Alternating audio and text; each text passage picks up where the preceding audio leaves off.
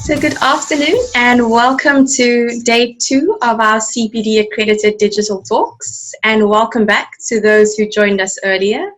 My name is Kelly Easton and I'm the program director for the African Construction and Totally Concrete Expo, and also the moderator for today. This afternoon's session is supported and accredited by SAICE. Thank you, SAICE. And those registered with the Engineering Council of South Africa can claim credits for this session. Please note attendance is monitored and you are required to stay the full session to claim your points. DMG Events will issue certificates to attendees in the coming week, and the validation information will be present on these certificates. Those wanting to claim their points can do so then with their certificates through the Engineering Council of South Africa. Kibiti Ntshumaelo, I pronounced that surname 3 times before I joined. I hope I've done it justice. Will represent SAICE today. Please post all questions in the Q&A box for Kibiti, and he will try to get through them all by the end of the session. Welcome, Kibiti. I will keep quiet now and let you present on this very important topic. Thank you. Thank you so much, Kelly. Thanks for the wonderful opportunity. And it's a pleasure to be here today to be discussing a very important topic that is pertinent to what is happening currently in South Africa with regard to the economy. And I must declare upfront that I'm no expert on the subject matter, but a practitioner within the space of infrastructure development. My presentation is mainly based on information available from our government with regard to developments regarding the National Development Plan, and also the information available to the National Development Commission. And I will be sharing with the viewers and the listeners out there what are the trends that are happening in infrastructure development. I'll focus mainly on the piece of the investment and infrastructure office in the presidency, as they have there, and then also a lot on the research, the paper that was produced by Dr. Ron Watermeyer and Sean Phillips on public infrastructure and construction sector dynamism in South African economy. Okay, I'd like to upload the presentation now. If you can just assist me with that. Outline of the presentation is as follows. I'll just a little bit of context with regard to economic background, and then what is this SIDSSA or SIDSSA program, and then what processes are going to be followed, methodologies, and then we'll look at the update, and then we will touch on the challenges with regard to infrastructure procurement, infrastructure development, and then the imperatives for successful implementation of the SIDSSA. And I'll close. I hope to do this thing in 40 minutes, but there's a number of slides that I have to go through. So the South African economic context, we received the information last week about the quarter 2 performance. And we know that in quarter 2, we received the 51% contraction in the GDP, and year to year, it's sitting at -17. And the focus is that we will finish the year at somewhere between -6% and 13%. If you look at the sectors, the 3 sectors that performed, you'll see the worst performer there, the secondary industries, where construction is lying as well, and with agriculture doing a little bit better there. If we look at the industries that are involved, we see that construction contributed -76%, which contributes to overall GDP percentage of -3%.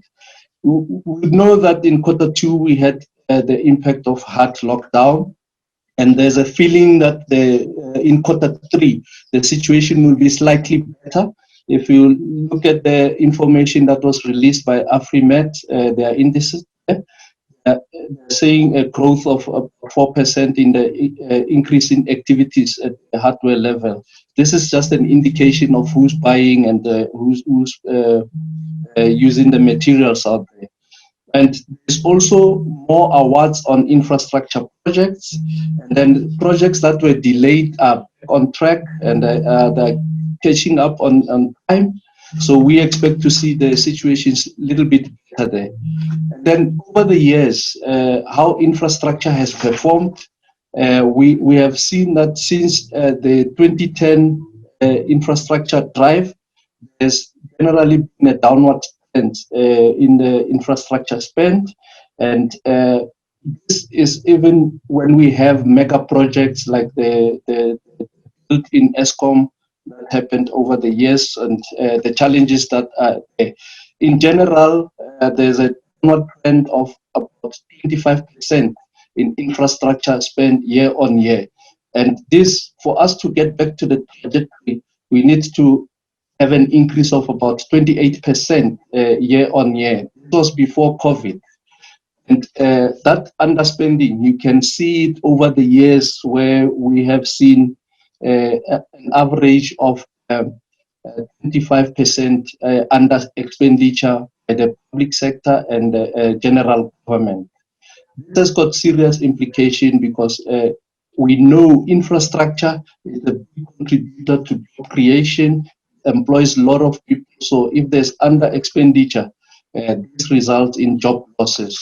And just the trends on the gross fixed capital formation, this is the contribution to the GDP activities within the construction sector. We see that over the years, the private sector has outperformed the public sector, general government and public corporations, and generally we have a downward trend in the fixed capital formation year on year as a percentage of GDP. And just on construction itself, you'll see that 2010 had a high impact, and then generally we just moving onwards. Current status here, for Q2, we have seen a decrease of minus 59.5% quarter to quarter. And as I say, we hope there will be some slight improvement as we move into Q3 and hopefully into Q4.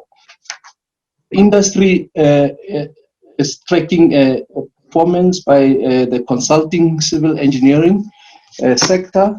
This this report comes from SIDSSA. It's looking at the activities up to December 2019.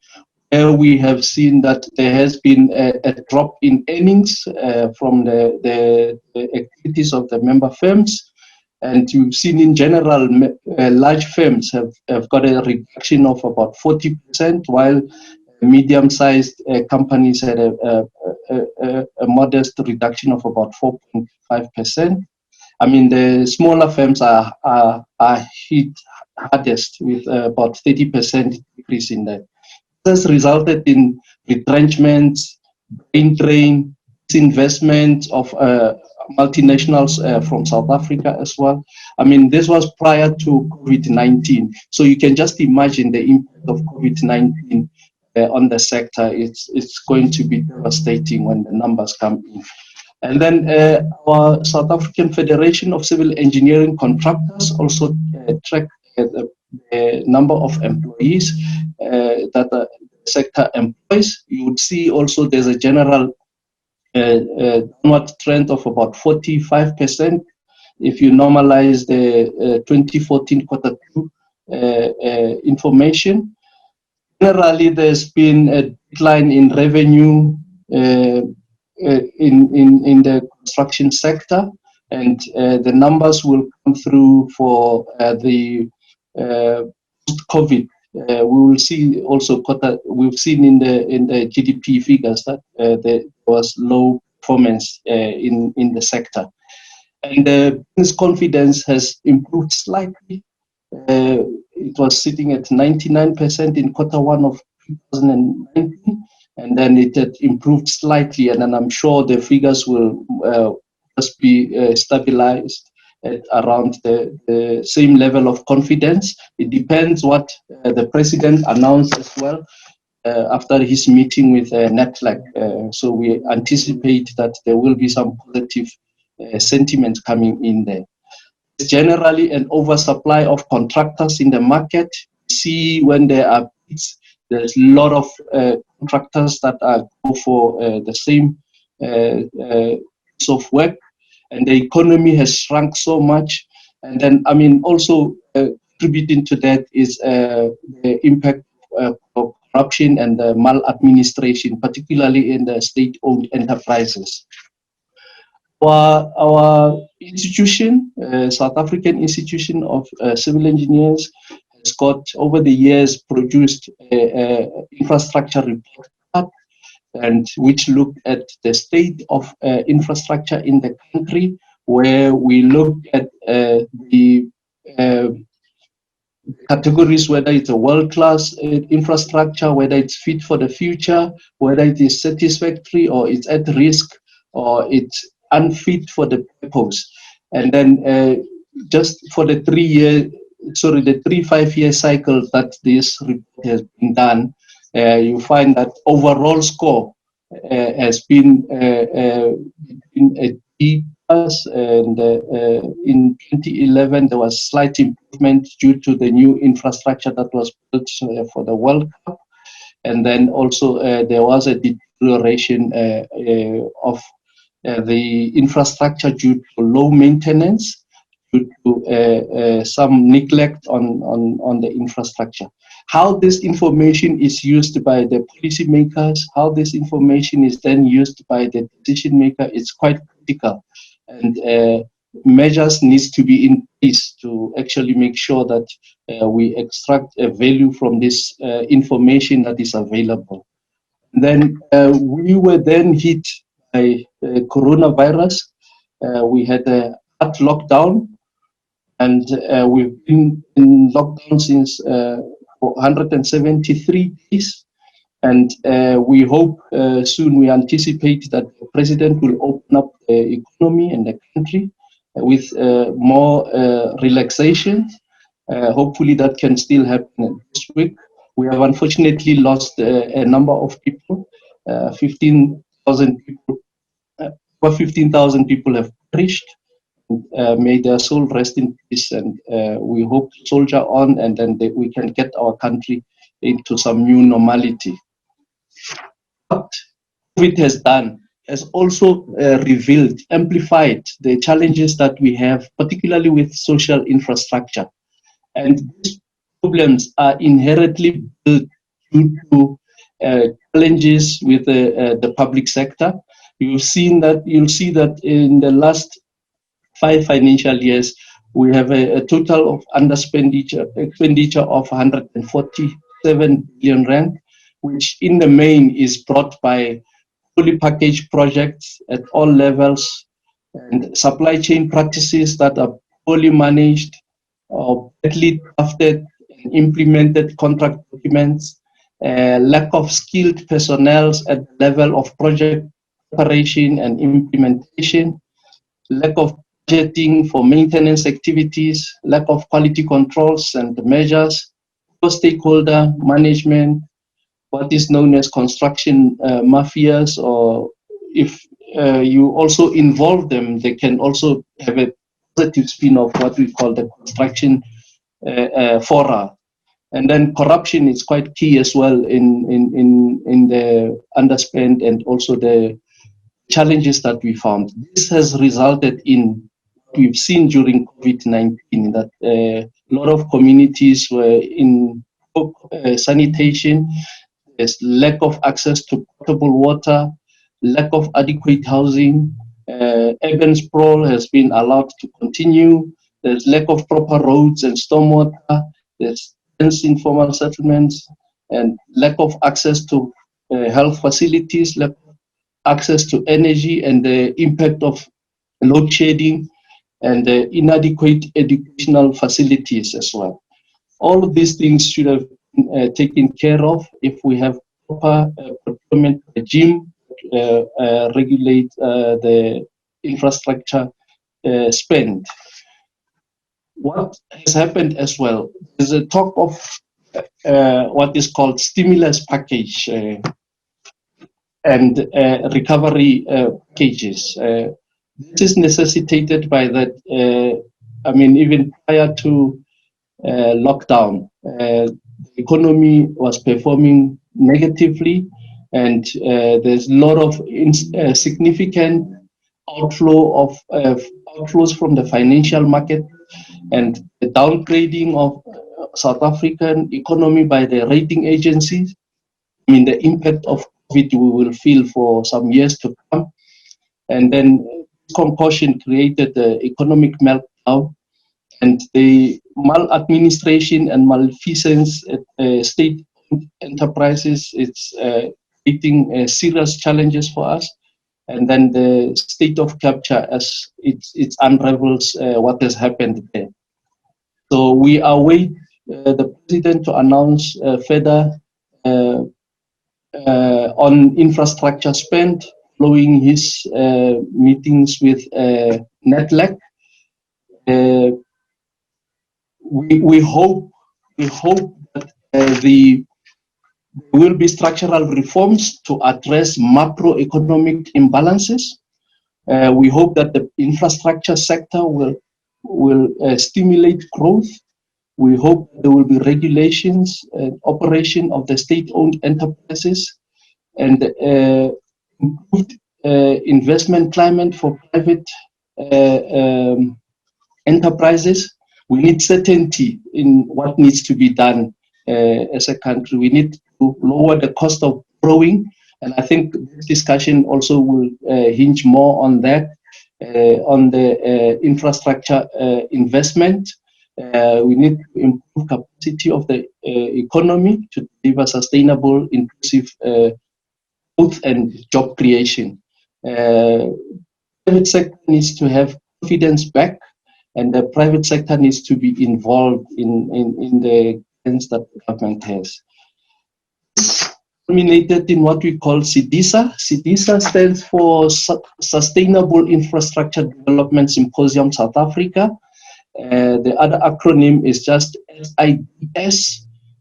So where you see SIDSSA, where you see SIDS, it means the same thing. And this was launched on the 23rd of June this year. And if you listen to the president's speech there, he called it, we are institutionalizing the SIDSSA methodology as a new way of packaging and preparing projects for funding. And the Minister of Public Works then said, it's a Sustainable Development Symposium of South Africa that is being launched now. Sorry, that launches the now infrastructure project pipeline.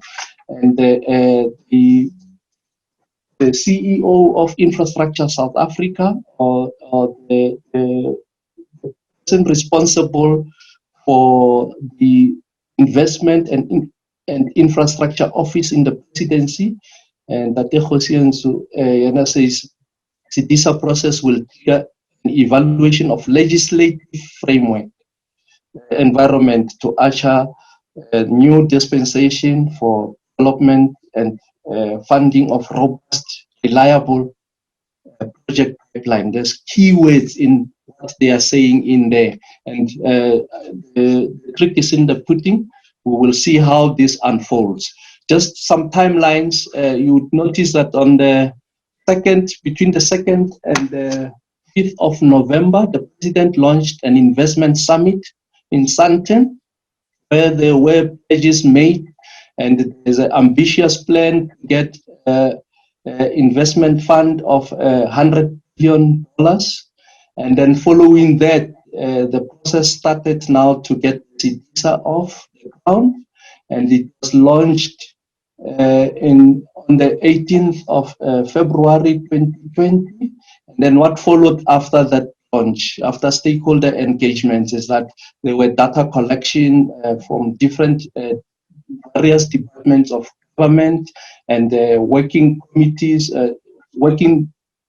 technical working committees were established, and detailed screening of projects were done.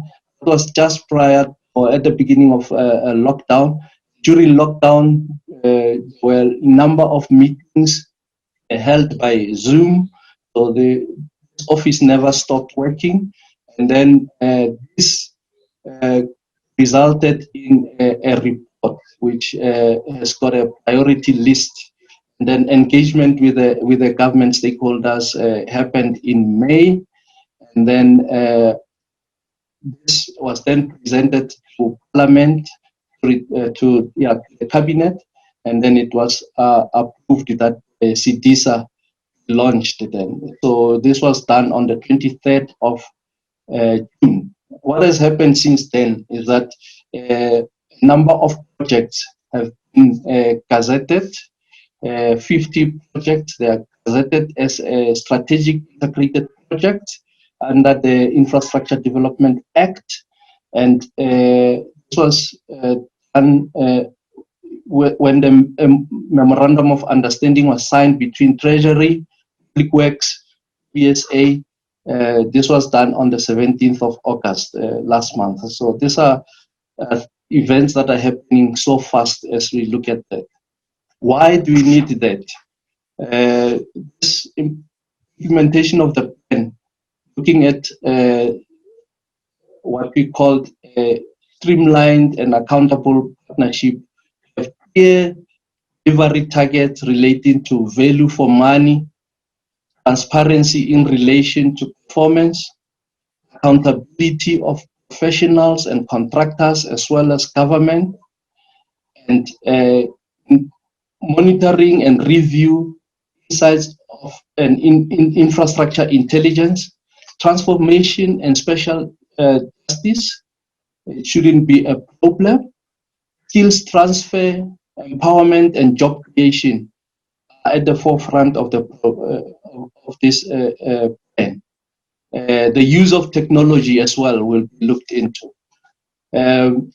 Key areas of infrastructure investment plan is to build a robust and credible infrastructure project pipeline, look at issues around infrastructure funding, and then the development of the national infrastructure plan beyond the national development plan of 2030. So already there's a next planning session up to 2045, looking at rural development initiatives, restructuring PWP to include mainstreaming, women maintenance teams, and social compacts. And then also monitoring and evaluation, insights and intelligence on how this will be done. Now, the methodology of the SIDSSA is really looking at creation of a credible infrastructure pipeline, project pipeline, which will look at legislation, which will look at streamlining the process, ensuring that there is integration, and looking at urbanization. And then this will be done to unlock the priorities, national priorities within the network industries, your transport, water, and energy. And then also added there is human settlements, and then agriculture. How this will be done? It will be done by leveraging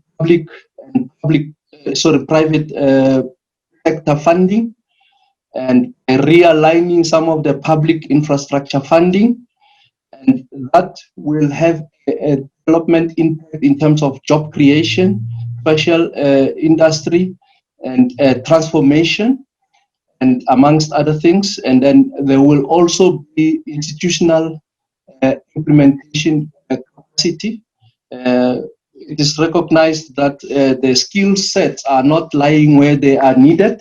Then there needs to be a plan to capacitate the state-owned enterprises and the general government, leverage on the experience of the public sector, sorry, private sector. And then this will also be the building block towards the regional infrastructure project. Issues around sustainability are very key, linked to the national development plan. Also, have to link them to the sustainable development goals, and then also usage of technology going forward. And then how this will be done, it will be done in the short term, immediate term. The 50 projects that are listed are part of the short term, the immediate project. Then there will be medium term projects, and then there will be long term projects.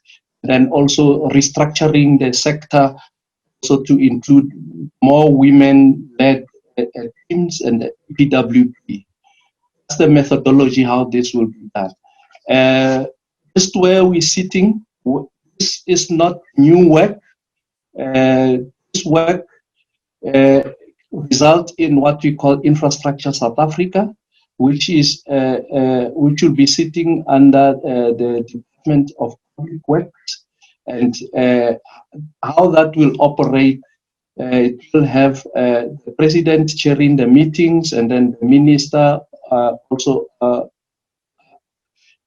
The minister providing executive support. There's technical teams, there's a ICC technical teams, there's budget facility infrastructure, these are standing facilities that are available there. And then the spheres of government, national, provincial, local, and then the special, sorry, strategic infrastructure strategic integrated projects will be part of that, and then your SOEs. So how this has happened, result in the project pipeline, is that project went through technical evaluations where projects were checked in terms of viability, initial viability. The projects were checked if they require any funding. Project were checked if will be funded via the fiscus only. So a number of strategies had to be developed to deal with the projects that are identified. The partners that are involved here, you'll see it's a hybrid of government, semi-government, international funding agencies, funding corporations, and the business and the private sector is involved. All the parties that are involved are to ensure that that the project is implemented successfully. It's not a short-term project. Then I'm sure a lot of viewers and participants are asking, where's the money going to come from for all these projects? As we said, it's a hybrid of funded finance that is being looked at. Funded finance looking at your senior debt and subordinate debt, structuring of financial instruments to ensure that there is gearing, and then that your debt cover ratios are lowered for the senior funders. And then how that is done is that the government will provide guarantees that will reduce the exposure of the senior funders. So this funded finance will be used for social infrastructure projects that have some level of market risk exposure, projects with inadequate cash flows. And then on the right hand side, I'm just showing that there are different types of project funding, funded finance that will be looked at, including the green funding as well, opportunities. I'm not showing that the moment.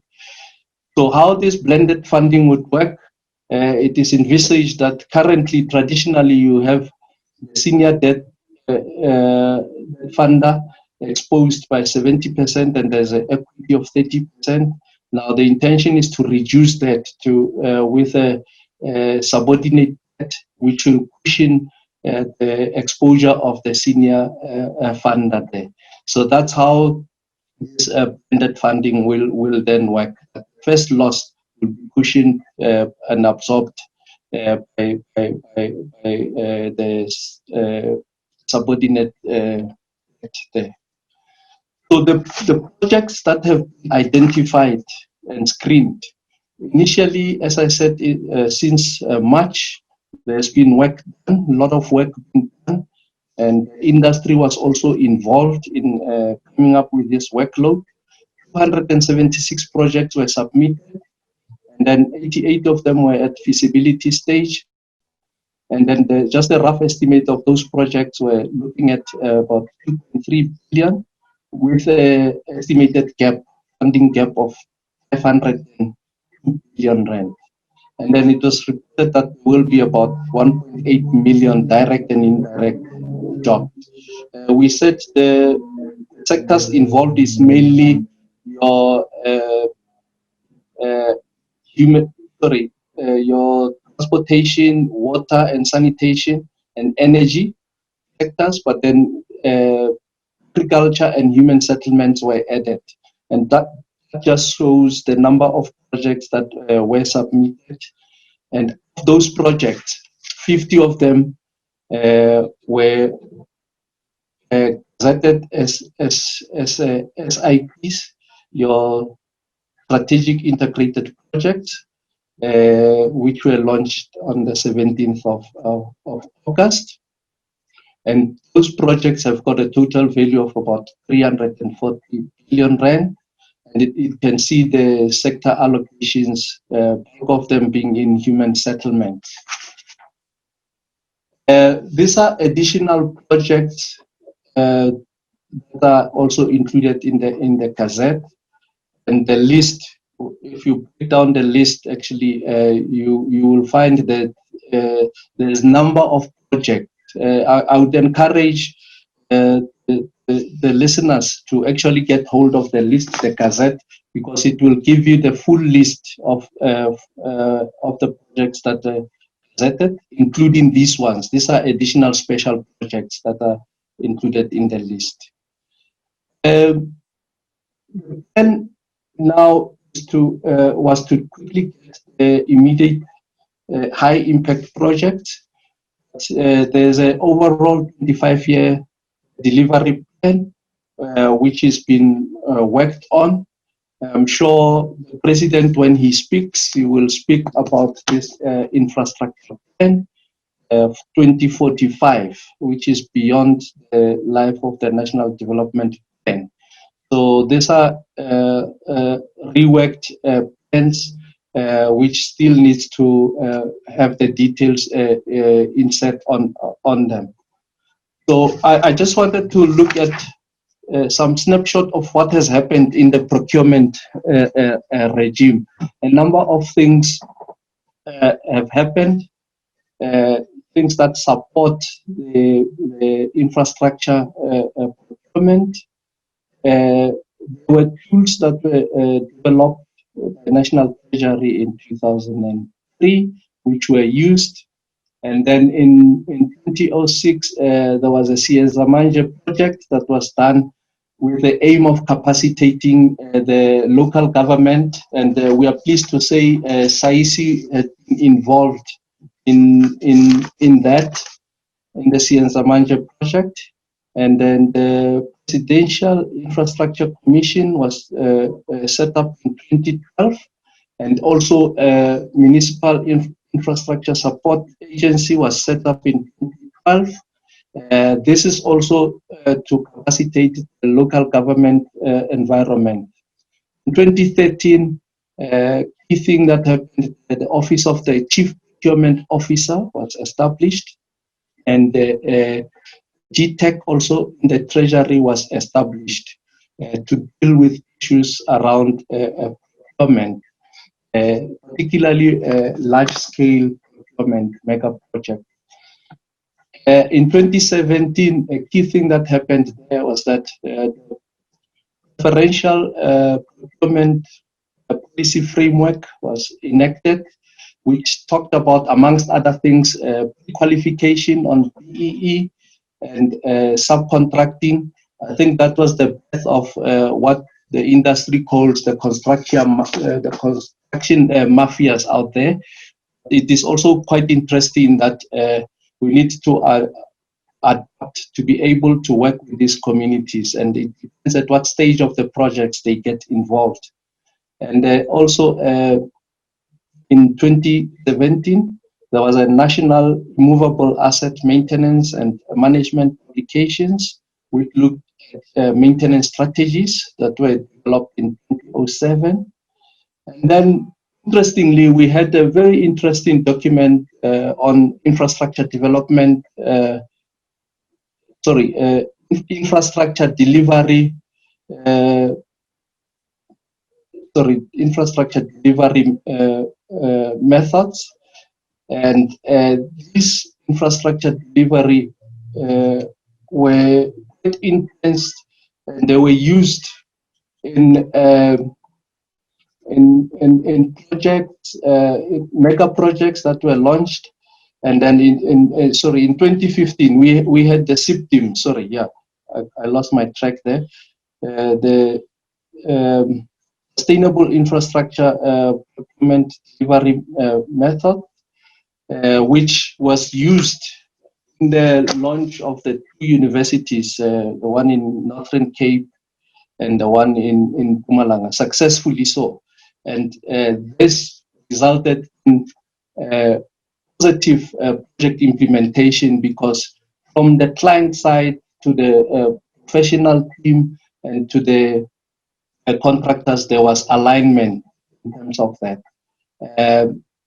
Project preparatory facility was initiated in 2018, and then we've seen also some regulations within CIDB, and then the notices that were released in 2019, replacing some of the key aspects of the SIPTIM that was developed there, and the final withdrawal of the SIPTIM. So we hope that with the procurement bill,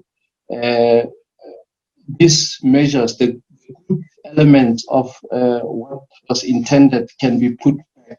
I think the key issue there is capacitation of the supply chain environment, and making sure that technically skilled people can undertake work that is in front of them. Some of the salient reasons for the poor infrastructure outcomes, this comes from the document that was published by the Planning Commission, under the Planning Commission, that there is generally a deterioration in government finance, the deterioration in the state-owned enterprise balance sheet. We know what has happened there. We've seen that there's a decrease in infrastructure spend, and there's also a lack of private sector investment in infrastructure. Issues of corruption and state capture are very key to that. And then in other contributing factors is that there's issues around project preparation, management of tender processes, management capacity and proper skills, and stakeholder identification, political interference, and politically rushed and unrealistic time scales. Factors, I'm just rushing on that, and then we look at what is planned in terms of contribution as positive way forward. There are ineffective interventions, failure to learn from lessons, whether it's successful or unsuccessful, lack of environment capabilities within the office of the Chief Procurement Officer, general lack of appropriate skills or experience of officials within supply chain, and the critical role played by clients in the delivery of infrastructure projects, public sector supply chain management regulations, which have misplaced infrastructure procurement within the financial processes and issuing of certain instructions as we spoke about, and infrastructure procurement and delivery management regulation, policy and practice. So these are some of the challenges that have been identified there. CM processes, it looks like it's ticking of boxes. No thorough application of the rules and the mechanisms that are employed. Poor procurement practices and poor management of outsourced infrastructure related functions. Appropriate capability or capacity, appropriate skills, as I have said, amongst those who are responsible for planning, specifying, procuring, and overseeing the, if you like, the value chain of infrastructure delivery. Exclusion, sometimes marginalization or inappropriate use of built environment professionals in the client infrastructure procurement and management processes. Inappropriate and over regulations, the use of one size fits all approach to procurement. These are challenges that we have seen. So in the main, there are a number of corrections that needs to happen. Some of them are at institutional level. We hope that the office, infrastructure South Africa office, will deal with some of these issues. It's institutional arrangements, your governance issues, and your design of infrastructure procurement system and the skill set. Sorry, my font size is very small. I apologize for that. You might not see the details of what I'm talking about there. In the main, these are the 4 areas that have been identified. And then also cost for action. Some of these things, as we talk about them now, they are already in place. The presidency needs to clarify the roles. I think the Office of the Investment and Infrastructure Officer will deal with some of the issues, and the Treasury.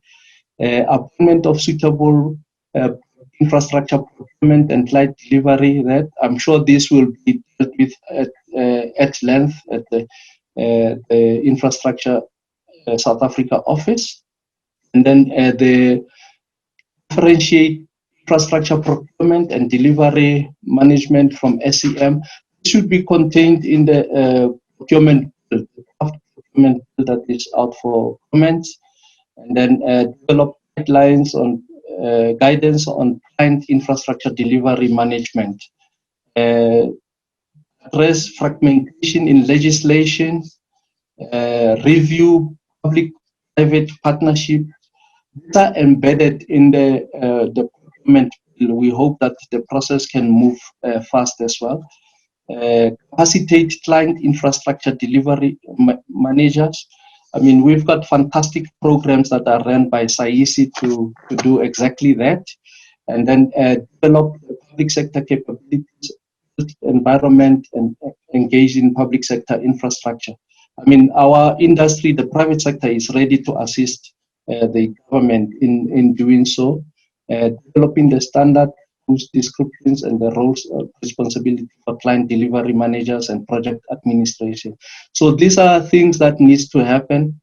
And then later on, we would like to have a certified client delivery managers capabilities.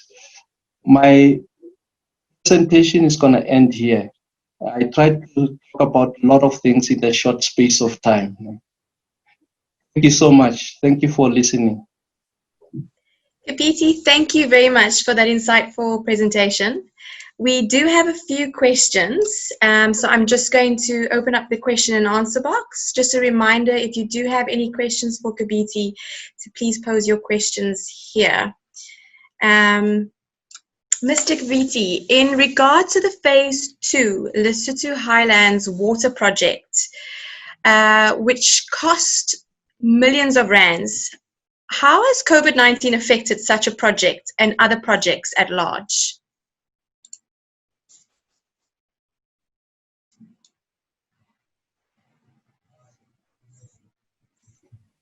Okay, thanks for the wonderful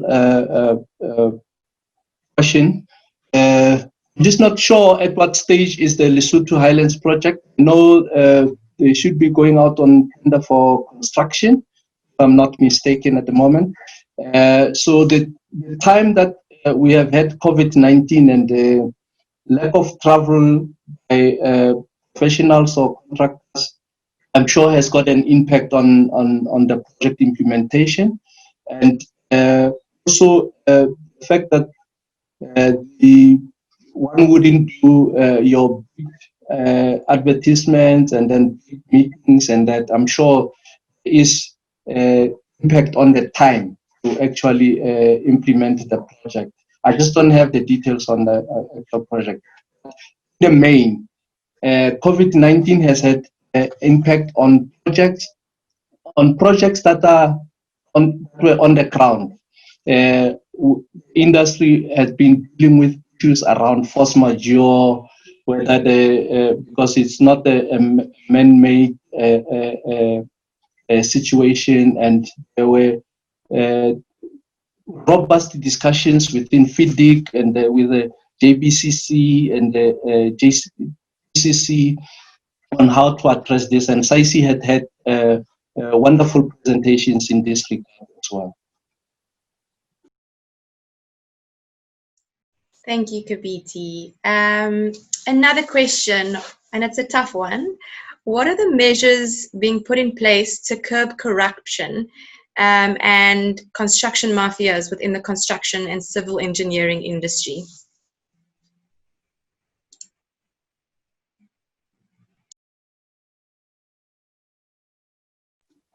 The first one, with regard to corruption, this is a very unfortunate situation where the industry finds itself being hit by corruption, and also from a professional perspective, and also probably from the South African Federation of Civil Engineering,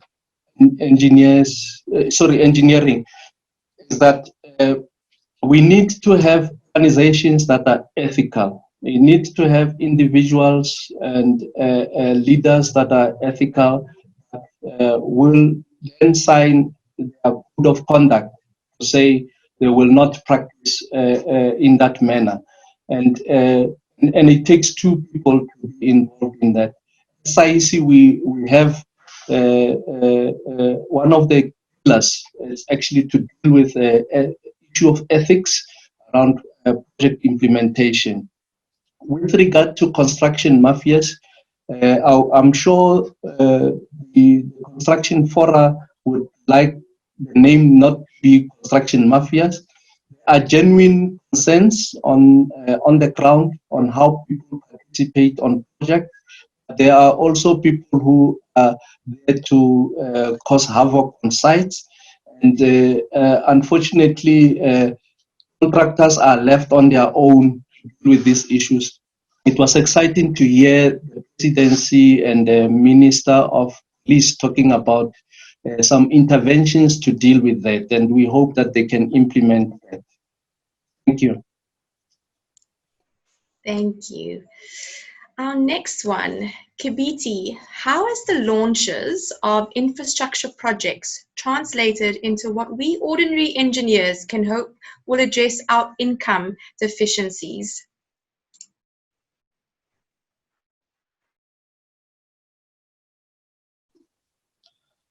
I mean, the industry has lost a lot of jobs over the last few years, and there has been retrenchment, there has been, if you like, negotiation also in some cases of lowering the salary.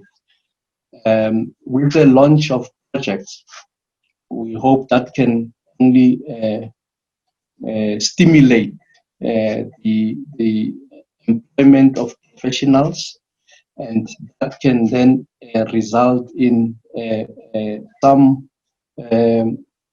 intake of new people or people that have lost their work, because currently there's a lot of people that are sitting without work. So that also is a demand and supply type of a thing. And we have the industry also track the wages or the salaries of professionals, the surveys that are being done, and to check the market. Generally, the SIDSSA report also indicates that there has been a general downward trend in the salaries of professionals in the industry. We hope that with this new projects that are going to be launched, and then when the industry picks up again, you'll start seeing that improving. Thank you. Thank you, Kibiti. From Anonymous, free revenue in consulting sector. It would be interesting to explore how many companies contribute to total free revenue and percentage split between the large corporations, multinationals, and EMEs. Considering the consulting industry, it is evident that the free revenue is dominated by approximately 10 to 20 large corporations. How can EMEs lobby to stimulate revenue generation and filtration from the top through to SMMEs with specific focus on the SIPs? Many EMEs, as shown in your presentation, are in survival mode and require economic stimulus through inclusion of the SIPs. These projects should not be prioritized to the top 20 companies, with inclusion of only a few EMEs reaping the benefits. This defeats the purpose of economic competition and uplifting the construction industry. So it's more a statement from Anonymous, but what are your thoughts on this, Kibiti? Sure. What a statement. Unfortunately, our environment is also governed by rules of competition, and whilst we have had the statutory fees environment, you see that in the main, due to high competition, there's a lot of discounting that takes place out there, and the issue is value for money versus the discounting that needs to take place. We hope also that with the local content provisions, that work will be shared with the EMEs and SMEs, and that will be policy directives that there is partnering between large firms and small firms, and we hope that the sector and the industry can then monitor the implementations of strategic integrated projects to ensure that there's a trickle-down effect on the EME participation, and as much as there is for large firms. Thank you. Thank you. We've got one from Kamal. Good afternoon, Mr. Kibiti. Is there any intervention by the government to ensure contribution of small micro enterprises in the coming infrastructure development projects?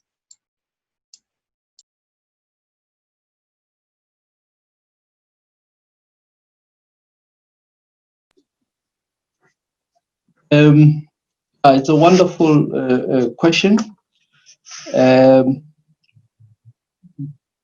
The supply chain environment, the only area where it forces involvement of micro enterprises, it's on preferential procurement around EE and the size of the company. companies or subcontracting, and that is also limited to I think it's 25% or not 80%, unless the public sector clients put that preferential procurement or set aside. It's very difficult to then participate as a micro enterprise or EME. So would advocate that is more participation. I'm aware that the government also wants to have as much as 40% of the projects be done by women-led organizations. So how that will pan out, we will see. And there's also a mix in terms of balancing the experience and the development of these micro enterprises. So there is a match that one needs to make in that regard. Thank you. Thank you. We've got another. In terms of implementing all the systems that you have just presented on, is there a follow-up or accountability process that will be followed in case that the services are not delivered to communities?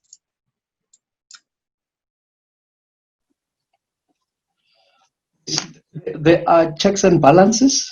The Infrastructure South Africa office, one of its key functions, I didn't show the functions of that office, is it's really to do monitoring and evaluation of how these projects are impacting on the building blocks of what I said in terms of capacity building, in terms of transformational, in terms of job creation, elements of sustainability. All those will be checked and monitored. And why it's important is to have a centralized area to ensure that across all spheres of government, that this project, once they are gazetted under the Infrastructure Development Act as a strategic infrastructure project, then they have, if you like, a certain status where they are very visible and they can be monitored from national government through the Infrastructure South Africa office. Thank you. Kibiti, a question from Daniel. Do we have enough skills for these upcoming infrastructure projects? Oh, there's an issue. I touched on issue of retrenchment. The industry has lost a number of people, and as we lost people, other countries gained them. So we had a bit of a train as well. We've lost a number of key engineers. What is also exciting is that we have a number of graduates that are coming out of universities. The challenge we have is that we need to have programs to train them, mentor them, to upskill them, and place them in areas where they are needed. So there is a lot of capacity building that is required. There's a lot of mentorship that is required. There's a lot of holding hands of new graduates that is required. And SAICE is one of those vehicles that is available to assist in doing so. And we do partner with government or public sector or even private companies to train these individuals. Thank you. Staying on that topic, Kibiti, how do you foresee the retention and attraction of skills of the skills market in light of the retrenchments and reduction in salaries? A question from Shepherd.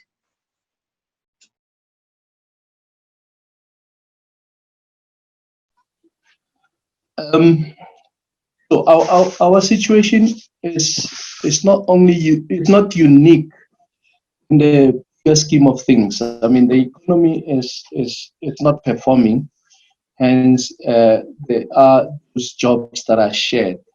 I mean, to retain the highly skilled people is to keep them busy all the time.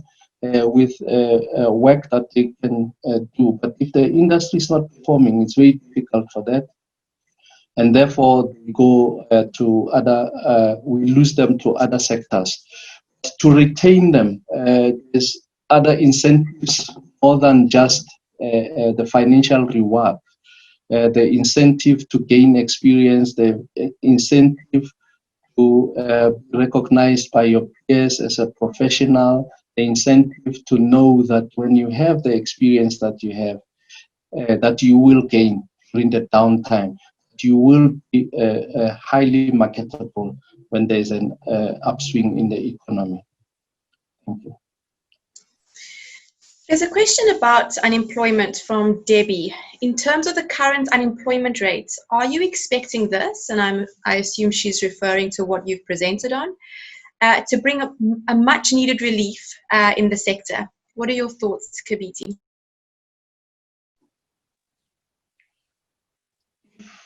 Plans can be implemented.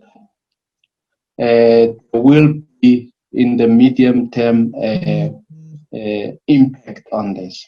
If you look at the SIPs that are registered, particularly what is called the special projects. Special projects are really aimed at your low income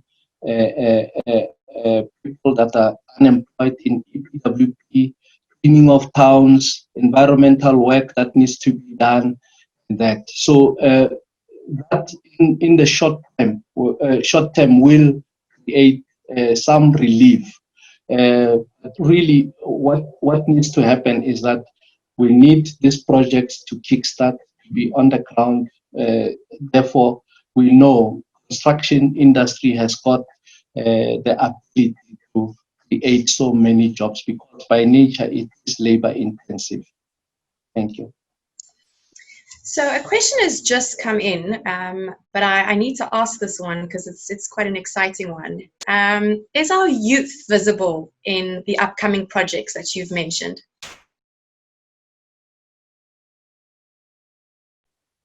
I haven't seen the procurement plans on the project yet, so I can just imagine. Also in line with the preferential procurement goals, the youth should be prioritized. The youth should, just like women, be prioritized to participate in this project. And there's also a balancing act, as I had said, in terms of the skill set and the development of skills for such. Yeah. Thank you. Kibiti, do we have a watchdog to oversee the allocation of funding is actually going to the most high priority infrastructure projects like sewer, road, water, electrical infrastructure, etc.? A question from Nishal.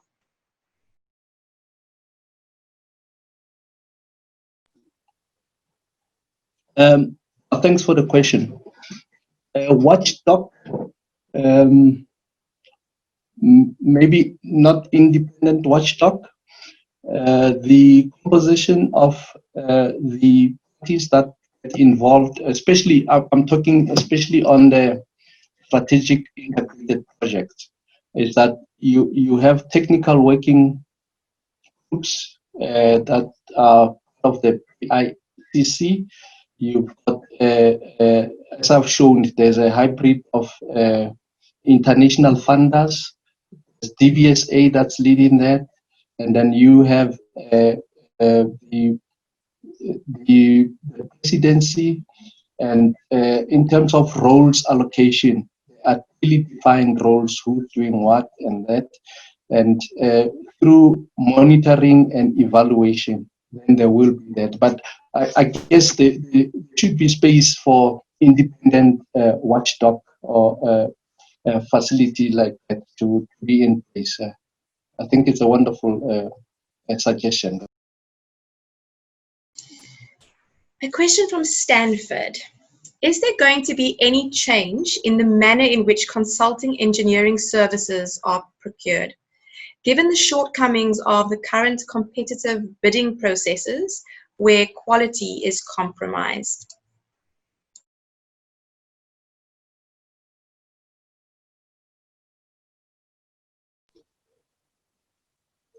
this should be contained in the upcoming procurement, public sector procurement. So if you look at the spirit of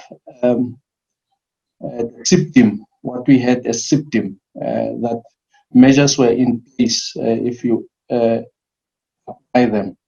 So the office of the chief procurement officer needs to be strengthened, needs to be capacitated, to be able to issue out what we call practice notes and regulations that will then talk to the procurement or the supply chain environment.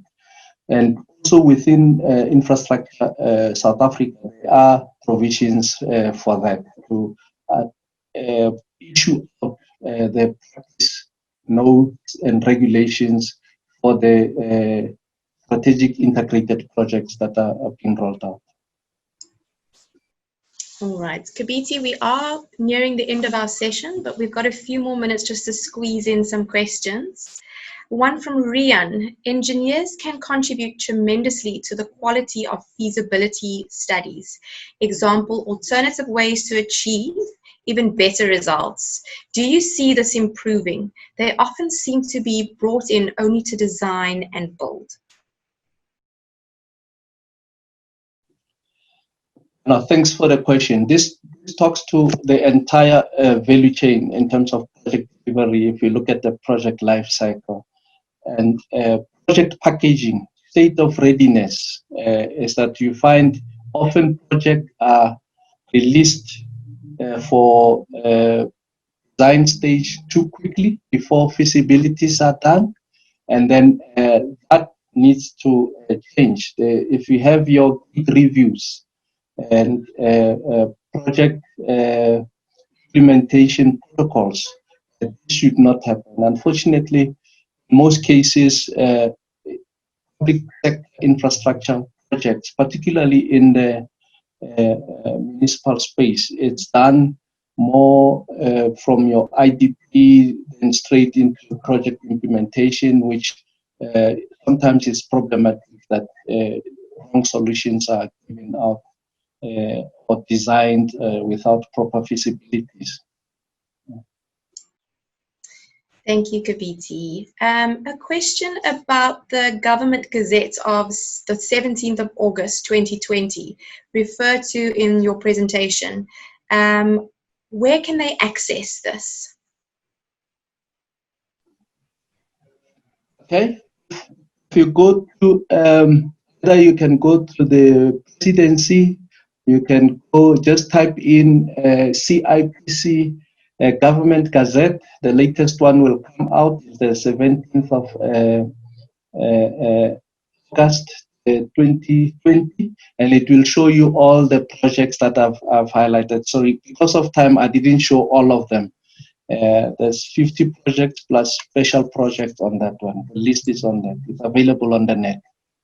Thank you. A question about the auditing sector. How do we get more engineers into the auditing sector? We understand how money is hidden in a contract. Accountants ignore it. Question mark. Sure. I think it's critical that engineers form part of the financial and accounting processes. In the presentation, I spoke about SEM processes being, infrastructure development just following an accounting process instead of the technical aspect of engineering influencing what goes on the supply chain environment. And you find the officials that are managing supply chain departments are mainly from, if you like, financial or accounting environment, which makes it very difficult in making certain decisions which are project related. When we spoke about one size fits all, that's what we mean. Some projects are very unique that need to take bold decisions on the project. So you need technical experience at least to can take such a decision. And we're saying even at the level of accounting officer, there should be some technical expertise with regard to infrastructure projects. One from Gareth Kibiti. Of the SIPs mentioned, I see you showed 2 for agriculture and only 1 in tourism. Do you not feel that these are very low in relation to the others, for example?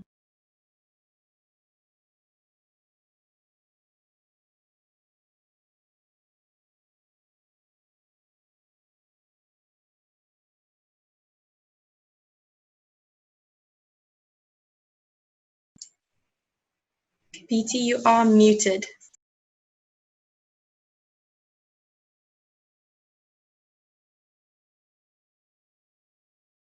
Can you hear me now? Thank you. Yeah, these projects, remember, they're chosen on high impact, short-term approach. So, for instance, instead of tourism, you find a lot of environmental projects, cleaning up in the tourism parks and that. So they are interlinked to tourism. They are mainly of environmental of nature. So there will be high impact on tourism.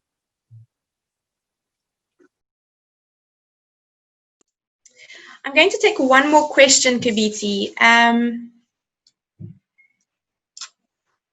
What is, and it's a future-looking one, which is why I'm choosing this.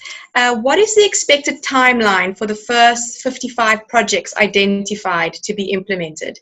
If you don't have the answer for the first 55, perhaps you can just give us a timeline for the first few.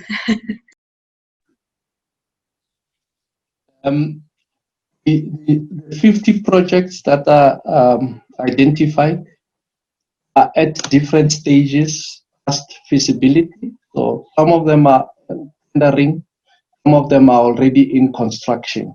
So the 50 projects, the timeline of immediate is 3 months. There should be activities happening within 3 months since the date that they were published. Some activity, as I say, at different stages. Some of them still needs to go through procurement processes. Some of them are already on the ground.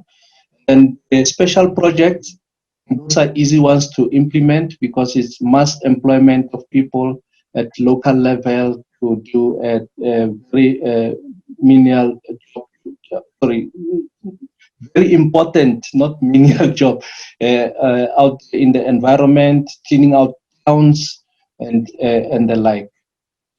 The project implementation for the immediate project, the 50 project special project, is 3 months horizon. Kibiti, we do have 10 more questions, but unfortunately our time has come to an end. I think this was a very important discussion, and we will send you these questions and have Kibiti, of course, answer them and sent to you. Kibiti, thank you very much for representing SAICE and for your participation this afternoon. Thank you so much. I really enjoyed the discussion and the questions that came through. You're welcome. Just another reminder that this afternoon's session was supported and accredited by SAICE, and only those registered with the Engineering Council of South Africa can claim credits for this session. DMG Events will issue certificates to attendees in the coming week. The validation information will be present on these certificates, and so those wanting to claim their points can do so through the Engineering Council of South Africa themselves. Thank you very much. This concludes our digital talks for today. Please join us tomorrow morning at 11 for another session with SAICE. Many thanks and take care. Thank you, Kibiti.